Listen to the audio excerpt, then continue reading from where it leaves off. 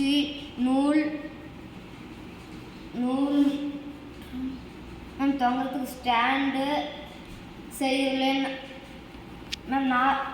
North கீழே ஒட்டி இருக்குது, நார்த்து மேலே ஒட்டி இருக்குது, நார்த்து அதனால நிற்காமல் ஆடி இருக்குது. அதுக்கு காரணம் 10 துருவங்கள்